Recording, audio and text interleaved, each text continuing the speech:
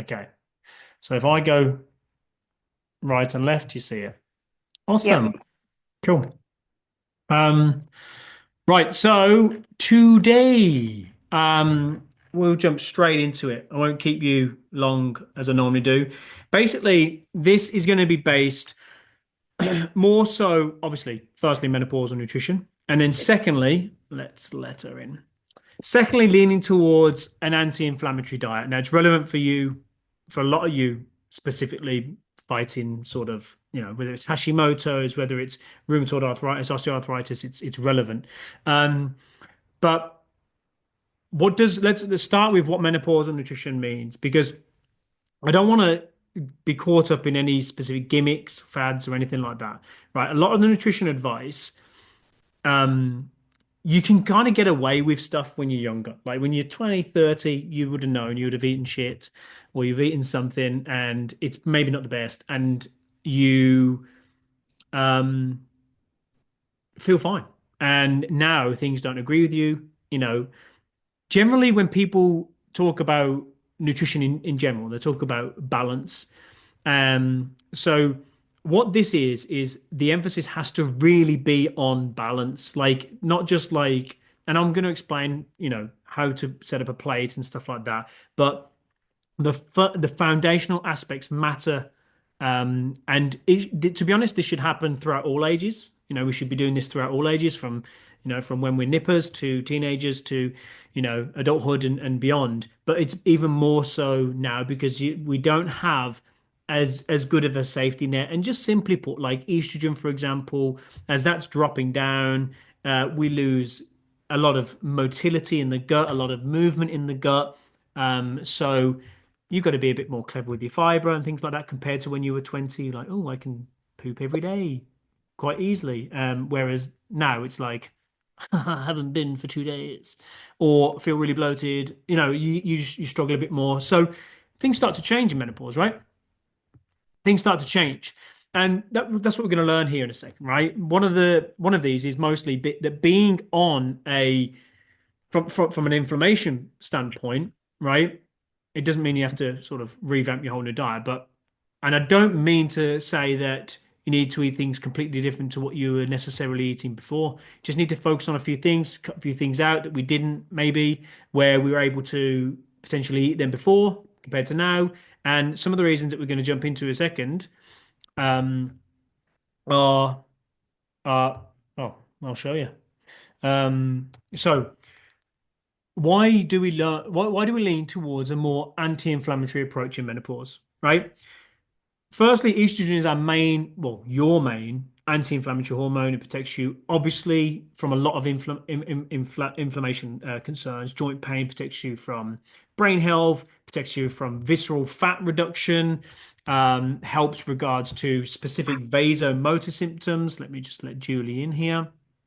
Um, so vasomotor symptoms, things like hot flushes, temperature changes like that. So, like I say here, most menopausal symptoms are inflammatory related, right? Visceral fat increase, the fat around sort of the core, driven mainly by inflammation.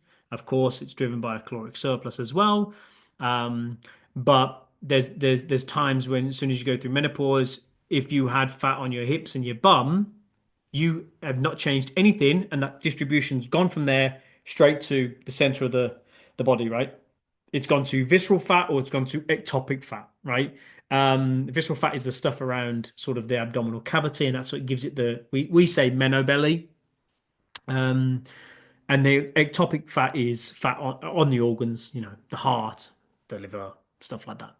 Both bad, right? Generally speaking, we have a couple of types of fat. We have subcutaneous, and we have that visceral fat, and obviously that ectopic fat I mentioned. Subcutaneous is the fat that is driven when you eat loads of food.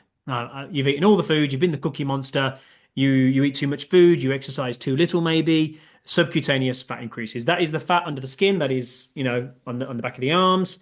And that starts to, well, your visceral fat, that sort of remains pretty dormant for the majority of life. Starts to increase naturally as you know, as you women go through menopause. So it's going to go from maybe 5% when you're 30 to 18 to 20%, right? And that's a big jump, and that is natural. It's driven by inflammation. It's driven by hormonal changes in menopause. It's driven by insulin resistance, right? There's a lot of gut health concerns around there as well. And I know that we've talked extensively about gut health. We talked about, information about, you know, if you haven't seen that, by the way, we did a masterclass on weight loss, and we went deep dived into visceral fat. So if you didn't catch that, I know a lot of you have seen it. And if you're watching this on replay, just let us know. I recommend definitely going through that. Great session. I think we were there for like an hour and five minutes or so. But the reason is obviously why we kind of lean towards a more anti-inflammatory approach is because of the changes, estrogen dropping out. Our inflammatory levels are sort of elevated in menopause. Hormones are sort of dipping. They're going through that sort of downward trajectory and that roller coaster. And the fact is, a lot of the menopausal symptoms are related to that. And there's a lot of health concerns as we sort of continue to age that is related to the increased inflammation, increase in visceral fat. And of course, it's annoying when you can't fit into, most importantly, your favorite pants, your favorite trousers, your favorite dress, and you've got sort of like a little bulge that you don't like. But from a health point of view, the visceral fat is metabolically active, right? That's not a good thing, right? That's where high blood pressure, high cholesterol, heart disease, etc., all increase as the visceral fat increases. There's an active, correlation and potentially causation there. So basically, that means if you've got high visceral fat levels, the chances are that you're going to have potentially type 2 diabetes, potentially pre-diabetic, potentially at high risk of heart disease and stuff like that. So from a health standpoint, it's really obvious. We want to keep their visceral fats close to, sort of that usual level when you were maybe 30 in your 30s.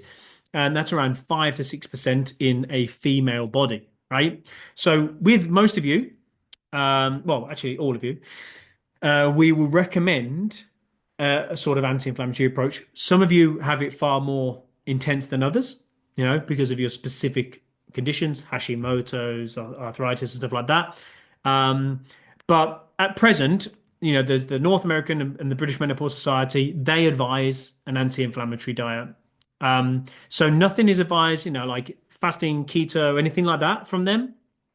It's just they just recommend anti-inflammatory nutrition, and the both menopausal societies they both advise that.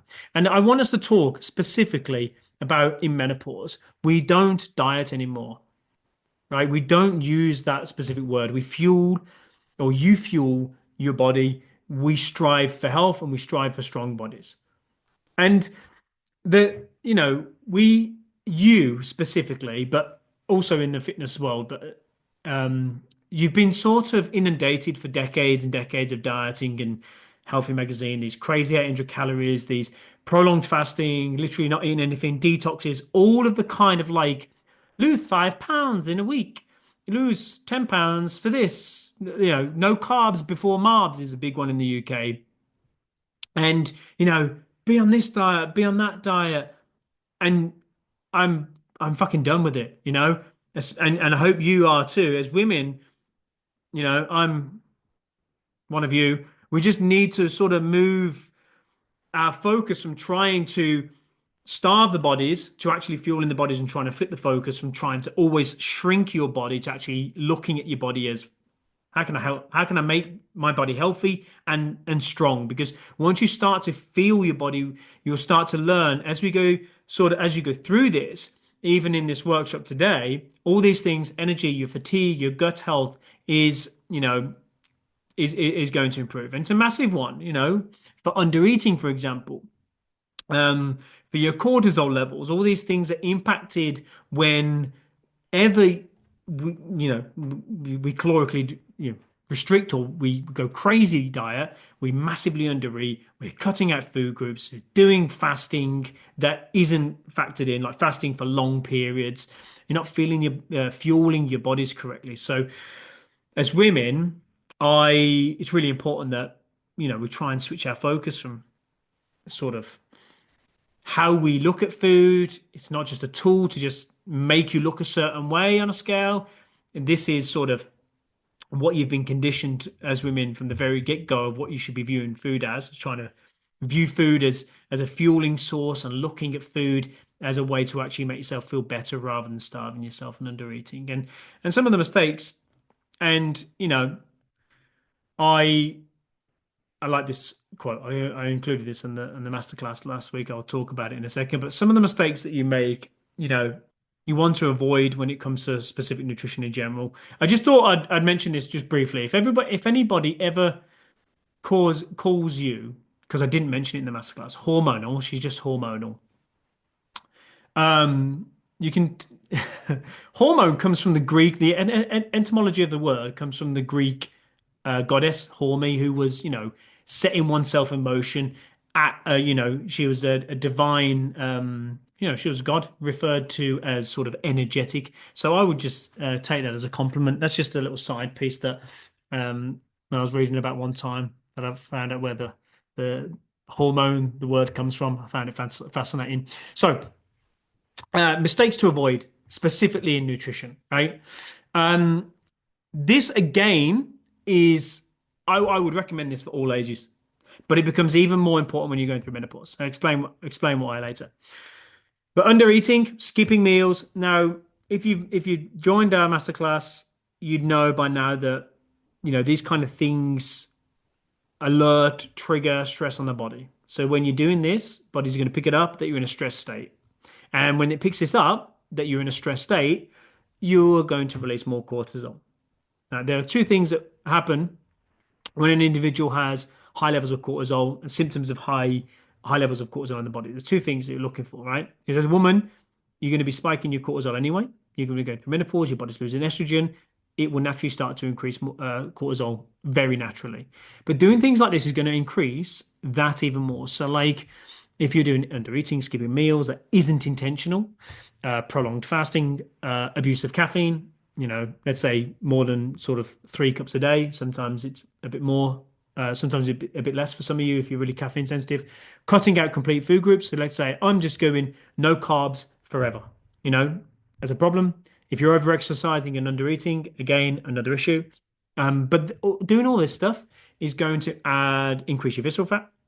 It's going to compromise your gut health. It's going to increase levels of brain fog. Your anxiety is going to increase, potentially your depression as well, right? Or some sort of mental health stuff.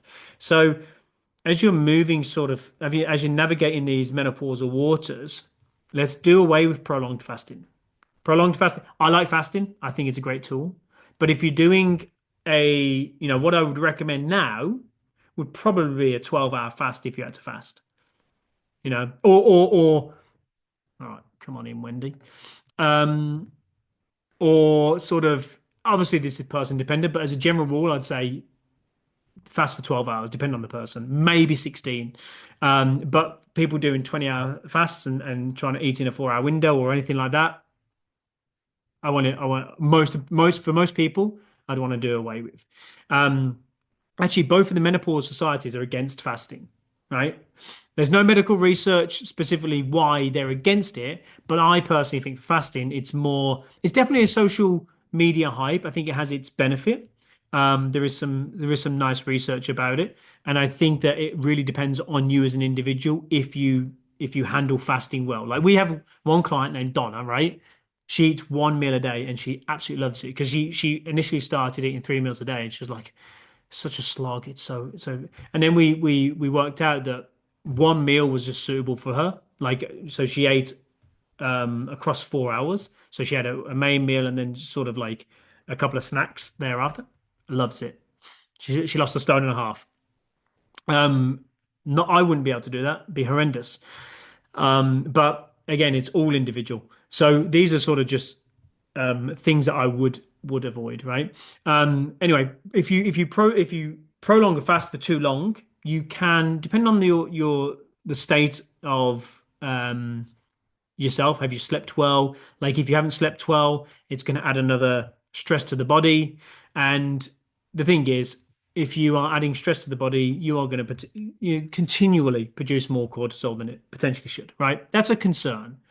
Another concern is it's very hard to consume enough minerals when you're already reducing the window of food, right? If you're eating 3 square meals, there's three potential options that those nutrients can come in, right? If you eat 1 meal a day, there's only one intake of nutrients coming in. When you're stressed, a lot of minerals, a lot of electrolytes, they get depleted, and you will not be able to replenish those in just that one meal, right? So, like when you were like pre-menopause, you get away with this, right? Because visceral fat isn't as high. It's pretty dormant when you're younger, unless you're, very overweight as a child or very obese as a child, or a teenager. But estrogen is helping you out here.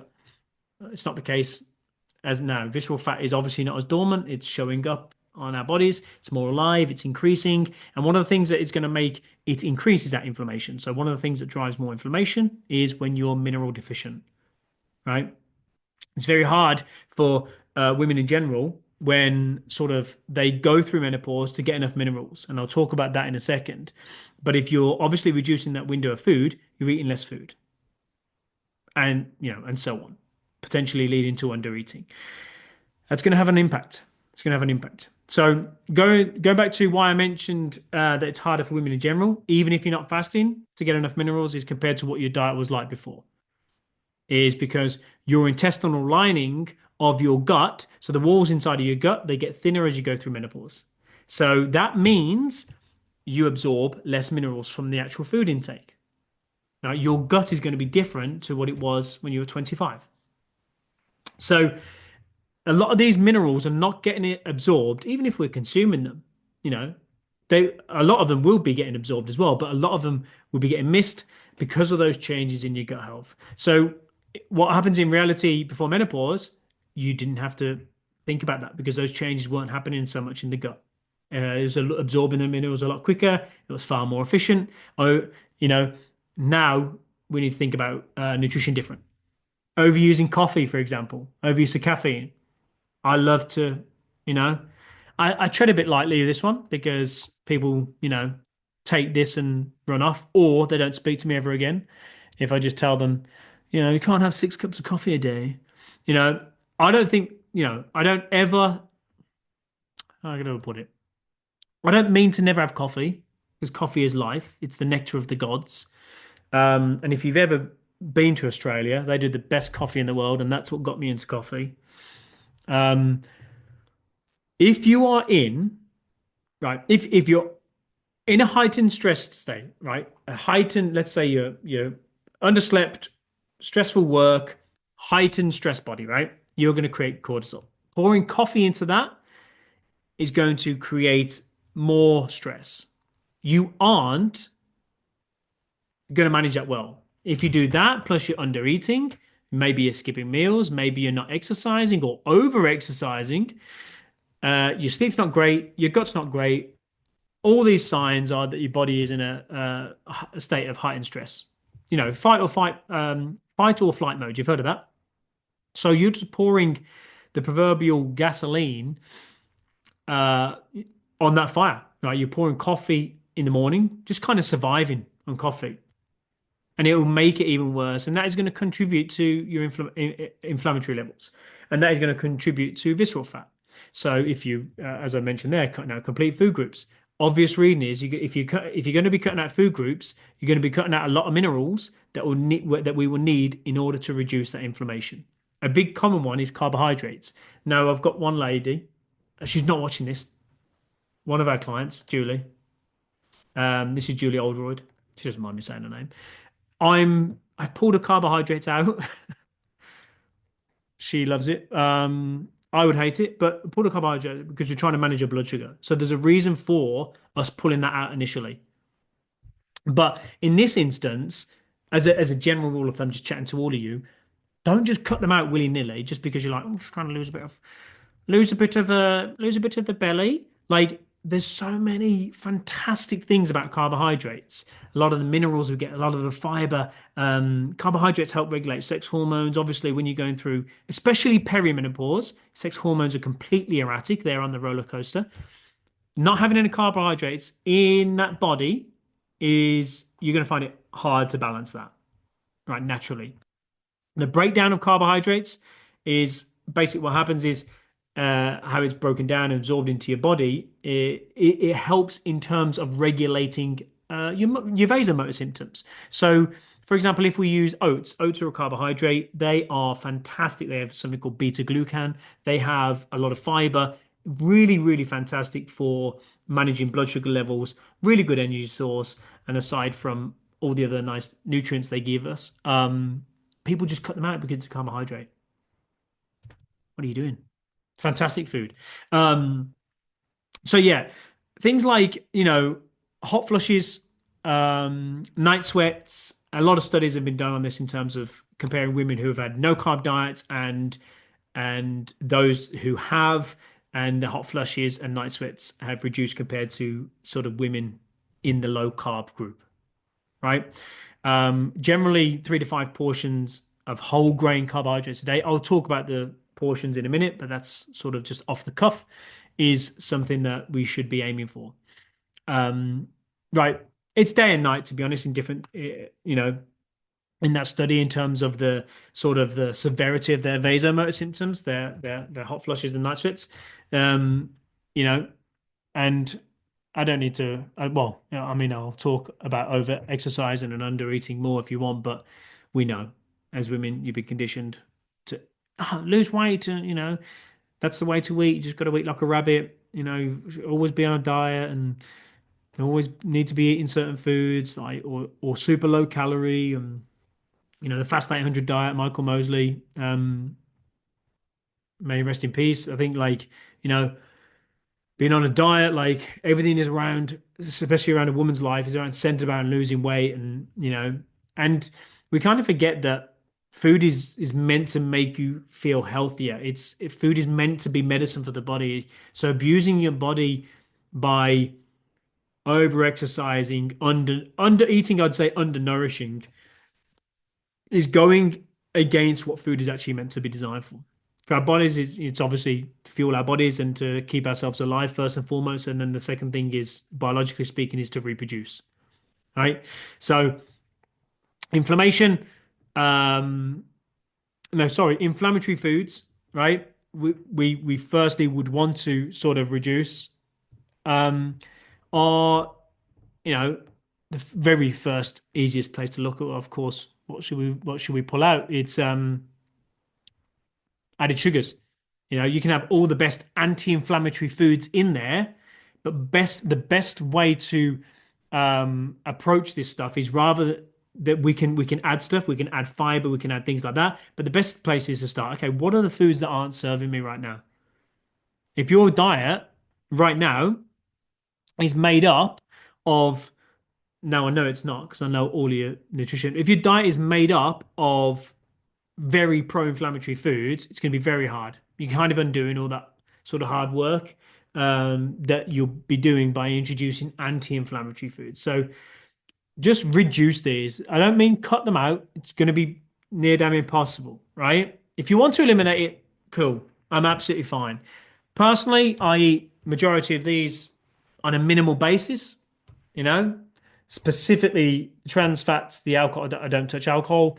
Um, the red meat I reduce, and I can go through my rationale later on if you want me to.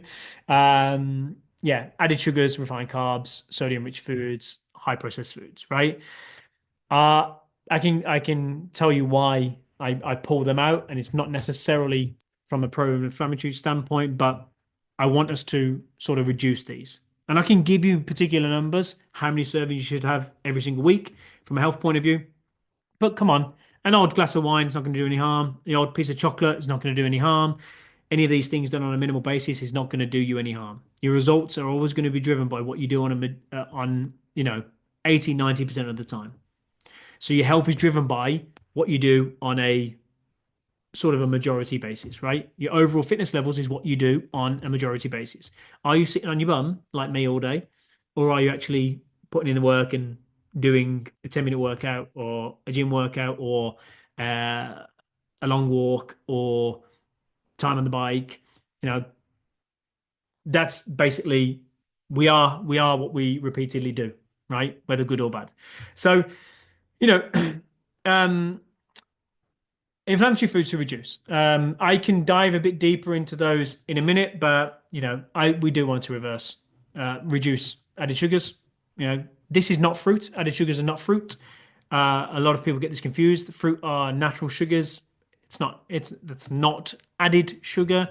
So sugars like like the actual sugar, table sugar, or any sort of sugar that's been placed into something that is not supposed to be there. A lot of women they get this confused and they think that fruit is bad and they try to avoid fruit. Fruit's anti-inflammatory, probably most because of its either polyphenol content, but probably mostly because of its fiber content as well. Um, but it's something that you need. It's something that we're going to talk about in a second. But added sugars, they're on there to reduce. You want to reduce them, right? If you do track your food, right, in terms of calories, I know a couple of you do. Um, I would say 15 to 20 grams a day maximum of added sugars.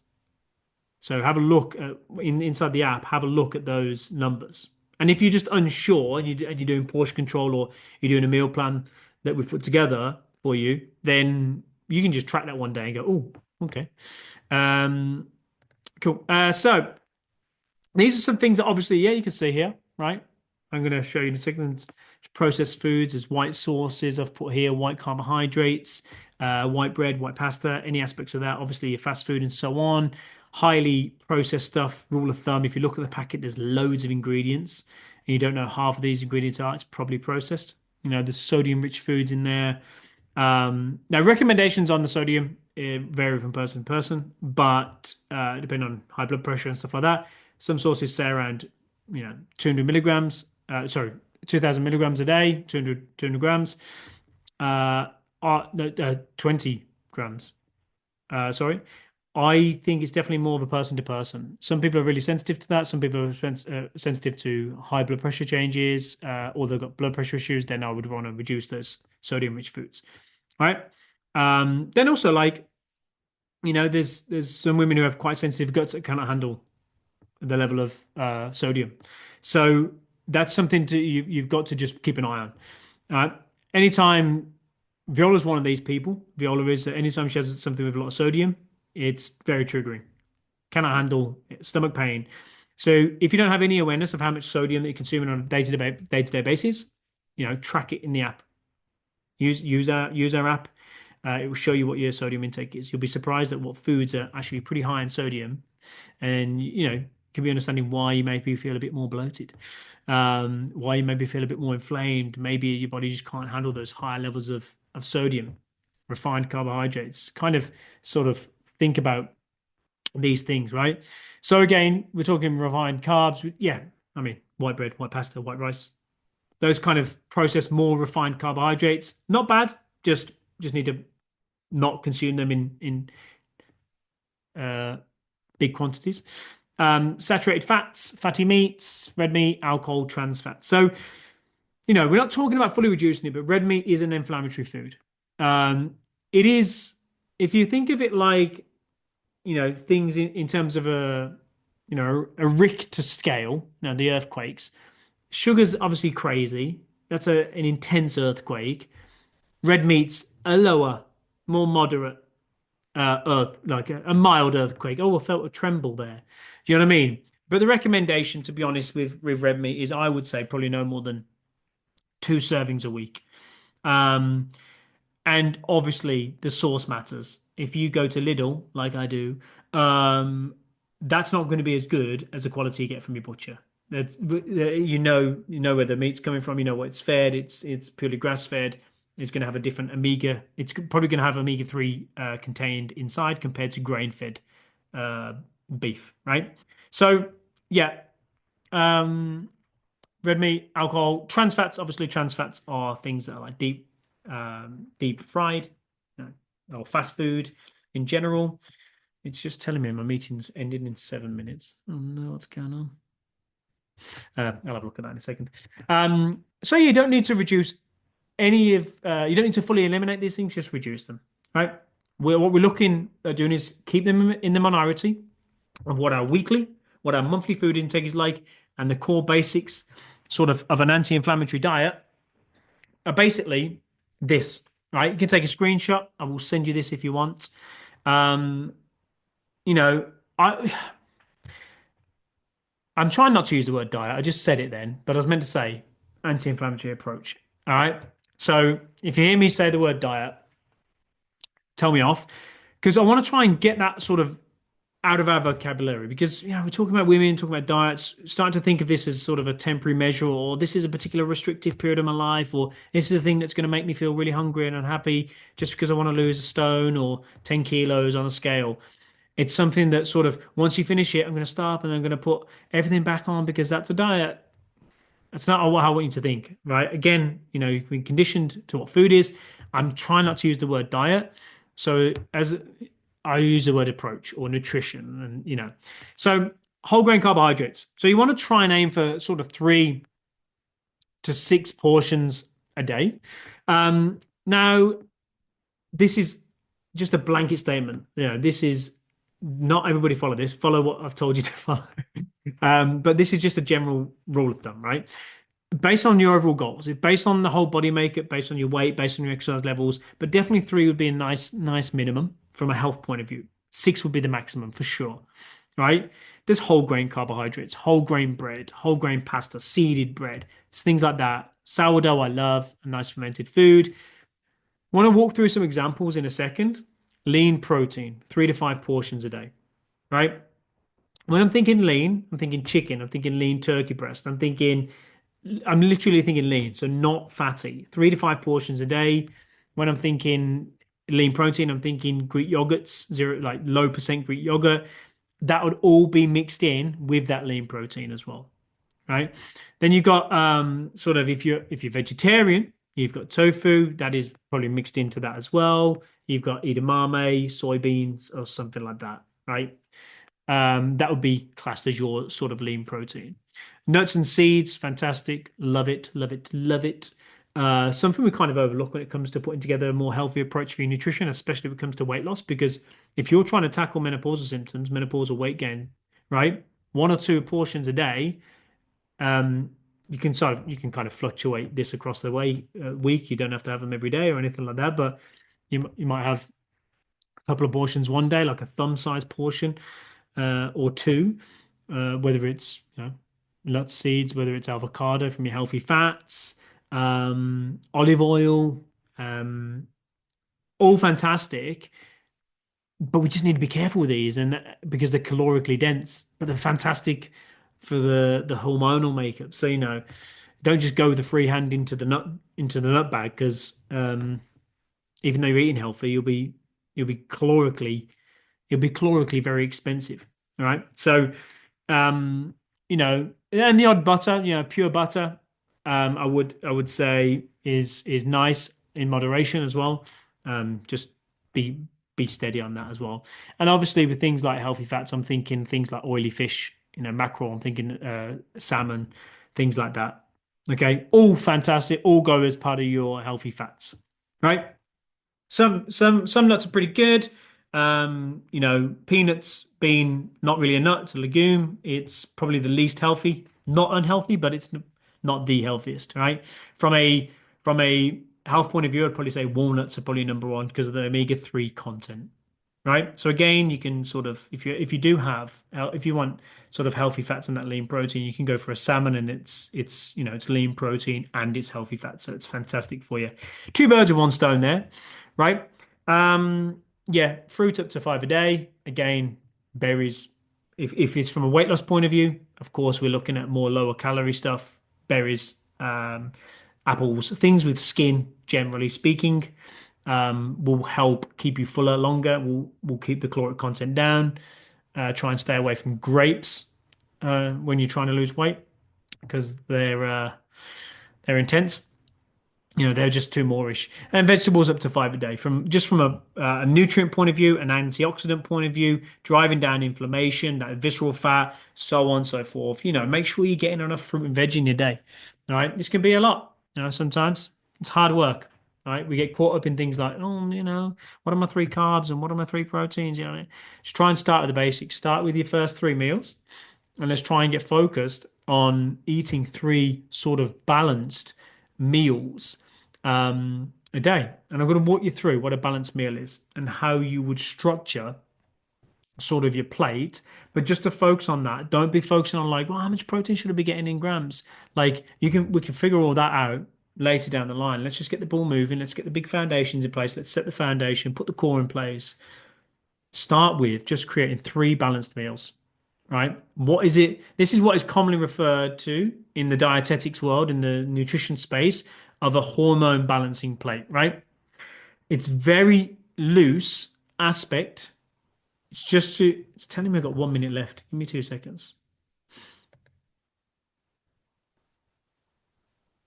Hmm. Can't have this happening. I'm halfway through. Watch me have to start it all over again. Give me a second.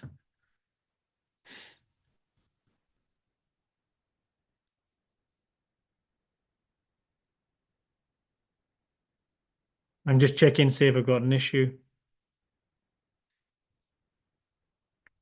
I don't have to resend this link again. Minute. All right, so let me just get that back up and share. We were talking about hormone balancing plate, weren't we? So you don't, I mean, you can screenshot this, but you don't have to because this is all going to be, I can send you the sort of slide sheet, PowerPoint sort of that I put together. But basically, a hormone balancing Might have to plate. stop it though in a minute. They don't. You are. Oh, Someone said. All right. Can you see the hormone balancing plate again? Yeah. Or do you see do you see the Facebook page? no, I can see the plate. Good, wait. Okay. Awesome. Cool. All right. Cool. So we're just jumping back into where we are. So hormone balancing plate, right? What we need to think about when we're talking about hormone balancing plate, right? I this is what people refer to, especially in sort of my world. It's a loose aspect, but I want to give you some guidance about what your plate should look like in terms of breakdowns, right? Now, obviously, this is going to come in very different. Your breakfast is going to look slightly different to this, and so on and so forth. But just as a rough guide, what kind of fruit veg it is. Obviously, this pink part is protein. Obviously, this blue part is fats. Green part is vegetables. 40% grains, 30%. Right? For your breakfast, for example, you might not get a lot of veg. So maybe you've got more fruit in your breakfast. And we'll go through some particular examples in a minute. It could be berries, it could be banana, it could be whatever. So that will be your sort of uh, vegetables. That'll be some of that 40% of that breakfast, right? So like lean protein here, right? You get your grains, you get your fats. This is what it looks like. Obviously, a lot of women maybe might be eliminating these sort of carbohydrates, the 30% there. And there's definitely going to be a lot less protein in most of the meals that the women are having. Not necessarily you, but that we sort of, in generally speaking. Um, and so you're aiming, let's say, roughly for three of those meals a day to look like that. So you'll be going far ahead on your journey in terms of these to reduce your inflammation, get your menopausal symptoms in place, rebalance a lot of those hormones, especially your cortisol and your serotonin, without having to ever worry about tracking the minerals. Am I getting enough phosphorus? Am I getting enough magnesium or manganese? If you're looking to have expedient results and so on, of course, yeah, no, really focusing on the food is great, but sometimes it's quite overwhelming. So that's why, we help out where we can. Sometimes it doesn't work. Obviously, people's time. Sometimes this is just too much of a big gap from where they're at, and that's why we have to go steady for each individual person. Okay, we're just going to focus on getting some protein and vegetables at this meal. Don't worry about the carbohydrates, fats, doesn't matter, whatever you have, just focus on a lean protein source. So in this particular workshop, I want to focus on breakfast. It's normally the thing that people struggle with. So I want to focus on some breakfast ideas. By the way, this is how you're supposed to lay, a knife and fork in case you're uncultured. You know, fork on the left, spoon goes, the knife blade faces the plate, and the bottom of the knife should be at the bottom of the plate, I think. I think it's supposed to be like that, the bottom lip of the plate or something like that. And then the spoon goes on the outside. That's how we do it. Um, so let's go over, just in case, you were born in a barn or something. Breakfast ideas: carbohydrate, protein, fruit, veg, and fats. So you'll love my drawings. But this is generally just some really simple sort of sources that we're going to. I've given a few examples here, and I love for you, to jump in and say your own because that's what it's about. I've got at the top, we've got oats, kiwis, berries, Greek yogurt, protein powder, almonds or seeds, right? Phenomenal. That's probably um, my go-to breakfast pretty much every day, especially as it gets warmer. Maybe I don't have the kiwi. Sometimes I pull in the oats, sometimes I don't. But this is definitely Viola's breakfast. Sometimes it's mine, right? Protein shake, nuts, banana. This is my second choice that I pretty much always have. You got cereal, fruit on top, Greek yogurt, protein milk. People people hate on um, cereal, and I think it's just phenomenal. I think it's not a good sauce on its own because it will destabilize your blood sugar, but it's fantastic if you've got some fruit, if you have some Greek yogurt, if you have protein with it, the carbohydrates are going to be beneficial. At the top here, I got some whole grain toast. I actually think that's a bagel, but avocado or an egg, smoked salmon, and whole grain wrap here, eggs, feta cheese, or falafel if you're pulling away from any sort of dairy. Cooked spinach, cooked tomatoes and veg. Really simple. Like we're hitting that hormone balancing plate over here, right? We're hitting those where protein content is good. And then we've got granola, which is more of a nut based rather than cereal based. Greek yogurt and berries. So I would like to know what some of your sort of choices are, what some of your favorite uh, choices are that maybe we haven't heard of. Because breakfast, in my experience, is the hardest for you ladies to formulate. It's like, what do I have for breakfast? Like you can do, generally speaking, oh, I know what to do for sort of dinner. I know what to have there. And you're pretty good with lunch. Normally it's breakfast where people fall short. So I'm curious to know if you've got any particular, I mean, happy to answer any questions at the end, but if you've got any particular breakfast ideas that you want to share, just raise your hand because you ladies have got fantastic ideas. And if you haven't, then no worries, we'll just carry on. Go on, Alexis. A favourite in our house that we both have is the night before we mix Greek yogurt, so 0% Greek yogurt with chia seeds. I don't know how you pronounce that. Yeah. Chia seeds, whatever. And a wee drop almond milk.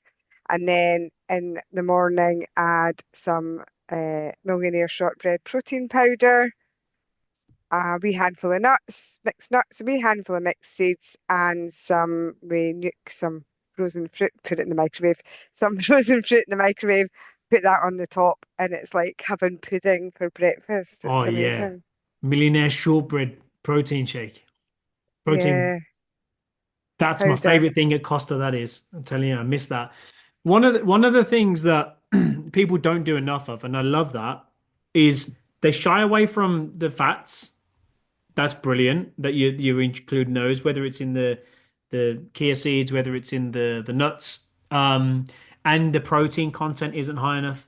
I pull my hair out, and I haven't got much of it left when I see people's breakfast without protein, because it's such an easy thing to get, even if you don't like it in your Greek yogurt, like I have it as just sort of water, shake on the side. Have it like, and if you just want cereal and some whatever, just have it please have it with there. It's just an easy thing to get. It's protein powder in general per serving is inexpensive compared to, other protein sources like chicken or tofu or beef. So yeah. Does anybody else have? I'll take another one if anyone's got it. Just unmute. Just unmute yourself. Don't have to say hello. Just shout out, blurt it out. We're not really civilized here. You don't have to put your hand up. Don't all speak at once. Can't hear you over each other. God. Carol, No. you haven't got one. You don't eat breakfast. I, I do. I have porridge with fruit in, Love it. What do you have? What fruit? blackberries or raspberries or strawberries. I like that.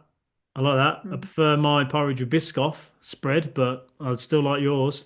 So, Yeah. so my recommendation there would be just to add a protein source with that because it's a fantastic meal. But if you just had like at least 20 grams of whey protein or pea protein, phenomenal, phenomenal breakfast. You cannot knock it. Right. Love it. Um, yeah, protein source, it's going to be your best friend. It's very bioavailable, especially whey protein. Any brand, any flavor. Like if you want a recommendation, what we use, I'm happy to send across a link. I do not get any kickback. I just really believe in protein powder. But generally, sort of 20 to 30 grams a serve would be lovely. Um, if you're looking to add stuff to that oats, adding in flaxseed. I think that's just phenomenal. Milled flaxseed is even better. Um, you can get in the UK, you can get I think Linwoods do one from Holland and Barrett. They can do like just a little teaspoon. If you don't like the flavor of it, you can just put it in water, have it different. Like the omega-3s in that are phenomenal, massively important. It's rich in vitamin E as well. So like same with the chia seed, chia seeds for you, Alexis. But that's going to help with flushes. It's going to help with night sweats. It's going to help with brain fog. It's going to help with even downstairs stuff, vaginal dryness and stuff. So it's going to help with moods. It's going to help with joint pain. So if you're going to pick a seed in the morning, the one that you're like, oh, which one do I have? Because there's loads. Personally recommend flaxseed. Me personally. So yeah, Question shape, Dean. yes. Sorry.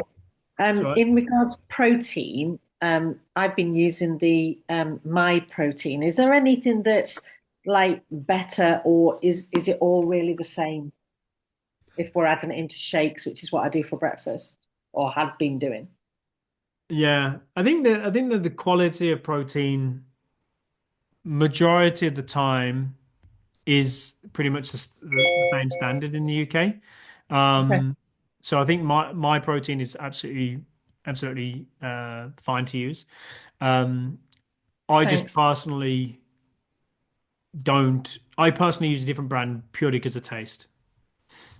The way that the way that it assimilates in the water, like if I shake it, very different to how my protein was. From what I remember, it's been a few years, but it was a bit clumpy. Whereas Okay. mine is not clumpy. Like if you're having that in sort of your Greek yogurt or something, you don't want the bits. You don't want to go and there's a bit of powder. You No, know. I used to blend it with Alpro and then frozen fruit, and I just drink it on the way to work. So Yeah, it nah, it's doesn't get that perfect. way. But if you put it in water, you're quite right. It's looks like soggy porridge.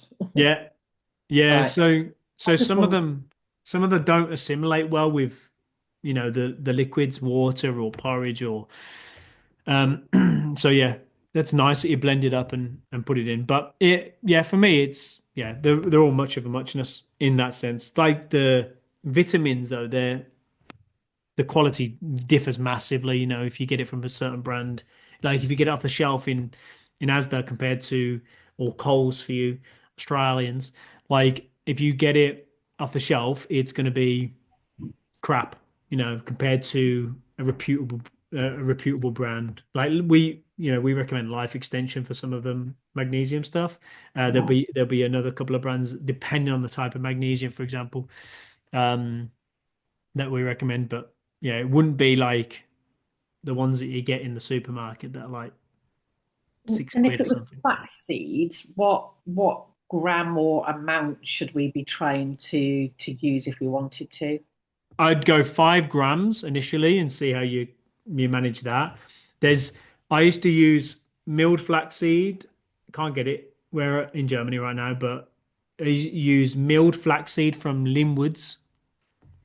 They do good. They do like a blend as well, flaxseed. I think they do chia seeds, or it might be Can you not get flax. it in little? I get it in little in the UK, but I don't know about. You Okay. can get Linwoods. Get milled flax seeds and chia Oh, seeds in that's little. amazing. Okay. You know, I can't get that in Germany. Or Ah, unless it's called something else and the German's rusty. But Viola would have got it for me. Um, no, I would be able to. I would, yeah, milled flaxseed is just so much nicer than like than normal flaxseed. Like it's horrendous if you don't get it milled. So yeah, try Lidl in the UK. As Yeah. Alexis said, it's a game changer. 5 grams, just a little teaspoon. Um, cool. So yeah, we're just going back over the core basics of the anti-inflammatory approach, right? Um, there's a lot of things with this. Like maybe maybe it was Sharon I was chatting to. She'd have to correct me if she's watching this. Um, we were talking about Weetabix, I think, and I think that's a great um, thing. If you're in the UK, I think in Australia you call it Weet-Bix, which is incorrect spelling, but it's a really good thing if you are having it with, what we've said, if you're having it with a protein source, if you're having it with vegetables, ugh. If you're having it with fruit or some berries or something like that. But as a standalone thing, it's pretty crap. You wanna accompany it. Like with Sharon, I think we talk about she's got the protein Weetabix, so automatically bums that protein level up a bit. But then I encourage her to have a protein shake with it, and then obviously, you can maybe put a banana on there, or you can put on berries or whatever takes your fancy. You're looking pretty good. You're looking pretty good. You're looking for those sort of whole grain sort of cereals that are making the ingredient list look nice. You're recognizing things. Um, you know, whole grain cereal that is low in added sugar, not included. They're fantastic for B12, B6. So if you're struggling with things like um, itchy skin, change, itchy ears, vertigo, or anything like that. They're all fantastic for that. All great in terms of that. Really great to support the development of magnesium as well. So get some B12s, vitamin B6 in from your cereals, whole grain cereals. They're good options. Just throw some fruit on top. It's simple. It's quick. If you're in a rush, it's a good source. That's your carb source, right? That's your cereal. Throw in some fruit, and then you got that portion of fruit. Then you can maybe get a protein source. Okay, I'm gonna have a protein shake, or I'm gonna put a dollop of Greek yogurt on, or have it on the side, or whatever. Or you can have protein milk. They do these days. Do you see how when you make it up yourself, it's like, all right, cool. I personally wouldn't put it all in together in one pot because I'm not a weirdo, but I would have a protein shake on the side and I'd have my Weetabix and a bit of fruit, maybe a bit of banana in there, and you get it all in. Maybe you're not the type that can stomach a lot of milk, so the protein milk is not the best thing for Mm. you. Maybe it's just a little scoop of whey protein, mix it with water. And then sometimes if it's, if you've got vanilla protein, you can pour it over the Weetabix, the vanilla flavored Weetabix. Play Mm. around with it. 30 grams of protein there, 50 grams of carbohydrates or however much Weetabix you're having. And then fantastic, you got that extra protein hit. You're good. Now a healthy fat source, you could do some flax seeds. You can put some nuts in there if you want. You know, it's okay to have all of those elements on your food, and it's also okay to not have them all. Right? If you're having this for breakfast, mentally, not okay. Haven't got any healthy fats in my breakfast. What have I got for mid-morning, or what have I got for lunch, or what have I got for dinner? Have I got my fat source sorted? Don't need to stress about it. That don't need to be overly concerned about it. We can push our fat source to the next meal. Sometimes it might not even be that day. It's not a big deal. Just don't want to go completely devoid of carbohydrates or devoid of fats. You know, so you know, yeah, you want to do your best to try and hit some of these minimum markers, but it sometimes just doesn't happen. Life gets in the way, right? Um, okay, cool. So, yeah, has anybody got any specific questions about the sort of the core basics of an anti-inflammatory approach when it comes to nutrition?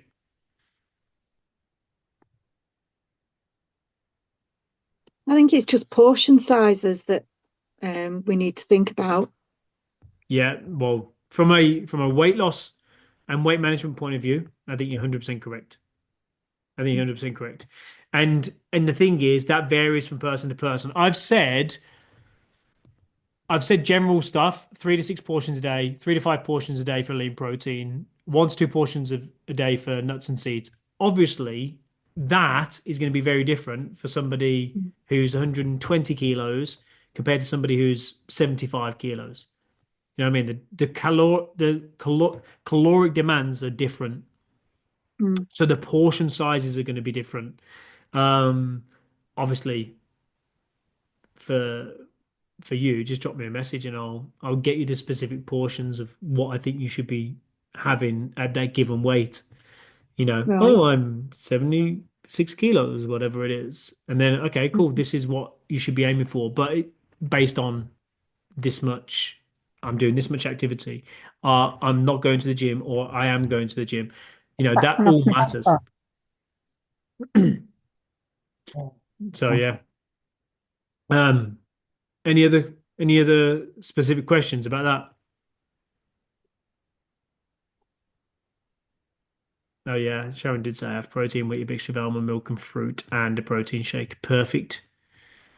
I have to splice these two videos together because I've set it as a 45-minute meeting. What an idiot.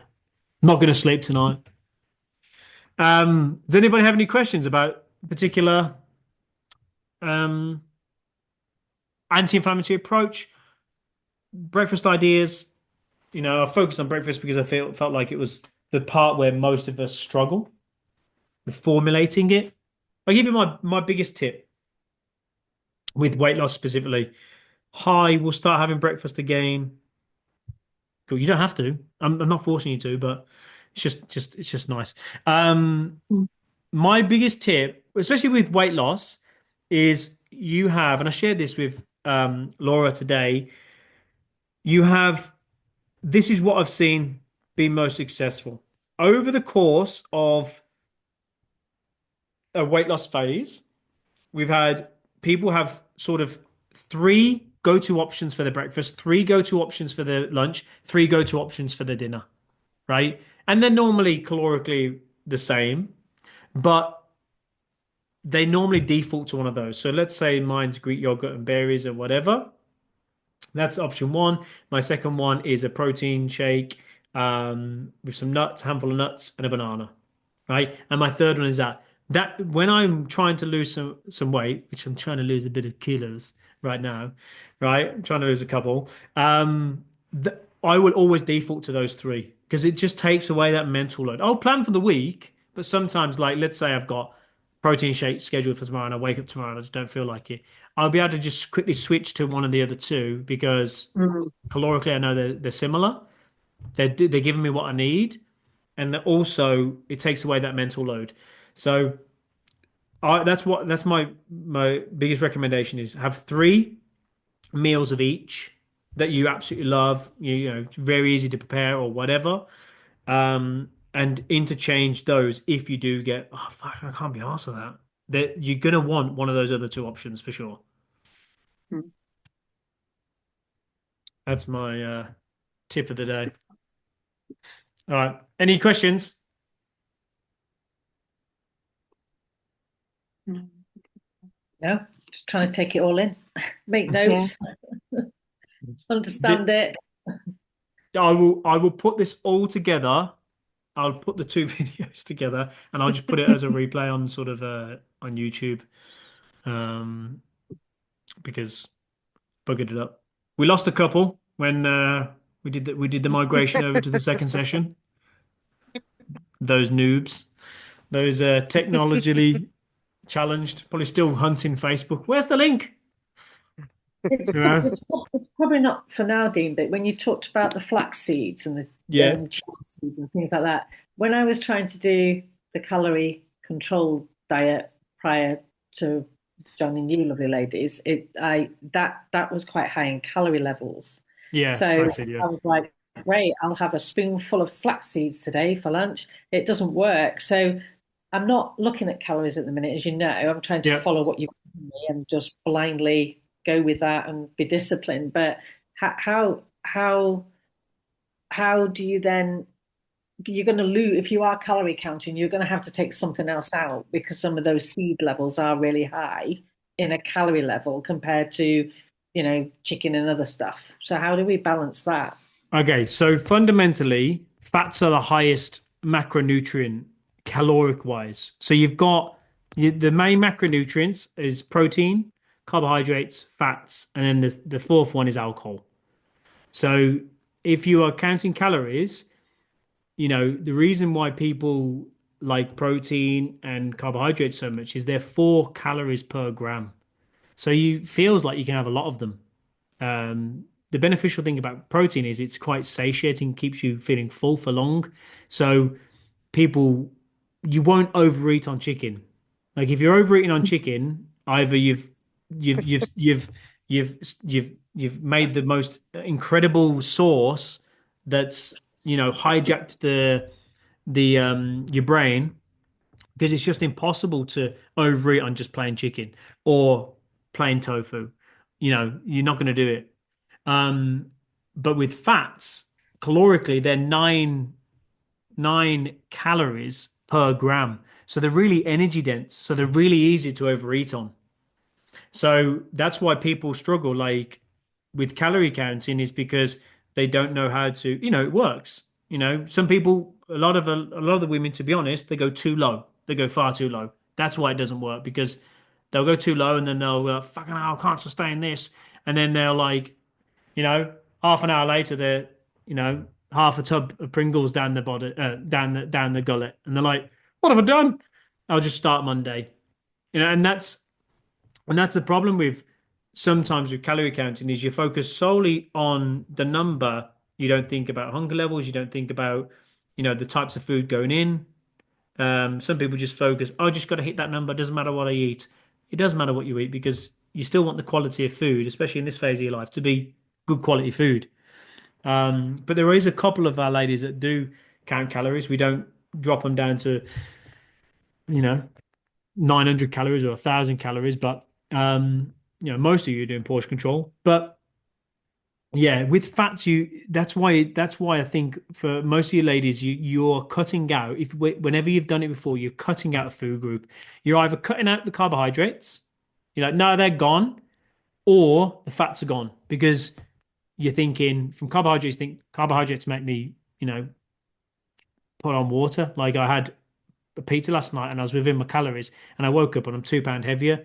Yeah, but carbohydrates pull water into the muscle, so they're gonna make you retain water temporarily. But then, like on the flip side, then you'll be counting your calories. You'll be like, I'm gonna have some nuts, and then you grab a big, handful of cashews. You're like, oh, let's weigh those, 45 grams, and you'll be like 350 calories, and you're like, fucking hell. Okay, I'm not eating any fats. All right, they're gone. So like, it's about going, if you're not counting calories, maybe a thumb-sized portion of cashew nuts is probably the limit, because they're quite energy dense.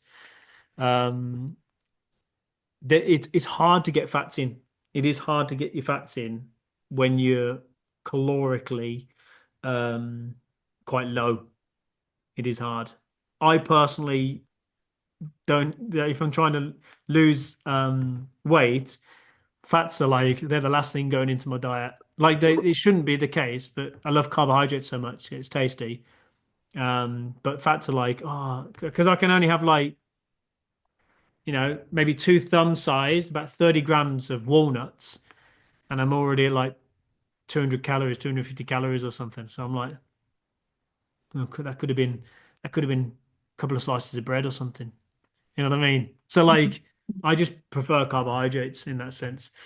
Um, but yeah, it's hard to manage your fats. I don't know. You can ask Alexis how she manages her fats because she's counting her calories. How do you personally manage your fats, Alexis? So I don't count calories at all. I don't count anything. I I thought you just used to. eat.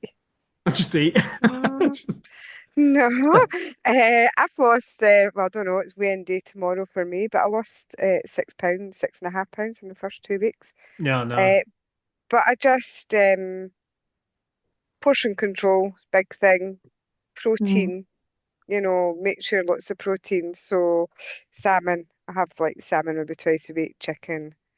Uh, You're Scottish. I You don't. probably just nip to the stream to get the salmon.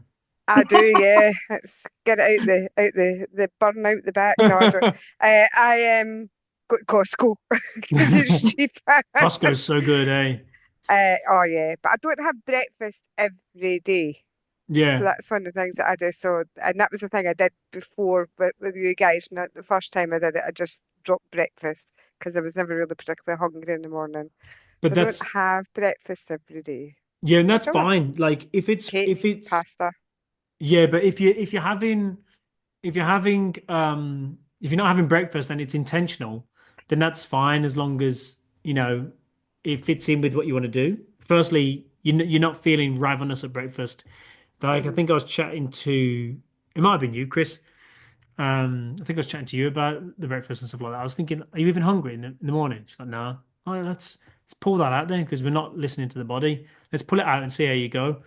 And some of you will be on 2 meals a day and be Mm. flourishing. Some of you will be on three. Like I mentioned, that one, um, Donna is on 1 meal a day. And for me personally, that'd be horrendous. She absolutely loves it. And it's how she's at her weight that she wants to be at now. That's how she's maintaining her weight.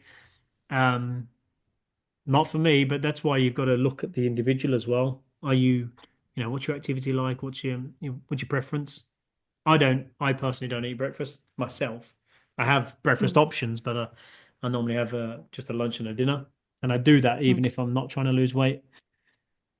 I prefer it. You do all of your fats, your proteins, and everything you've explained today all in one meal at one go. Do you Whereas, say, can you? yeah, is that You can do, healthy? yeah. And it just comes back to what Carol says and Alexis says. It's about portion control. Of course, you won't be able to have, like I mentioned, what did I mention?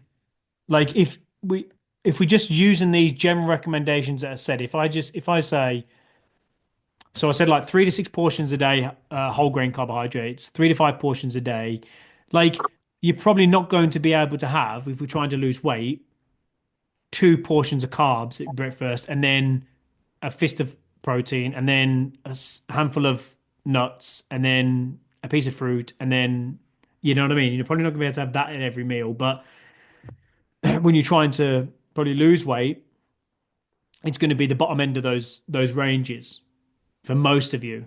Some of you are very active, some of you not as much, and it would be, if you're more active, you're going to be towards the top end of that range. You know what I mean? If you're going to the gym and stuff like that, or if you're heavier as Mm. well, because you generally got a bit more weight to sustain. You get a few more calories. It's one of the bonuses about being a bit heavier. Um, yeah, you get a few more calories. So we had we've